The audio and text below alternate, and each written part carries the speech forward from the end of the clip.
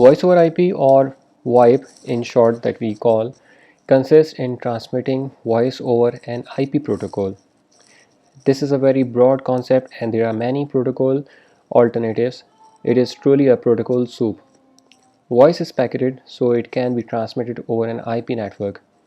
The IP protocol was not designed specifically for transmitting voice. This is an illustration of voice over IP protocol soup.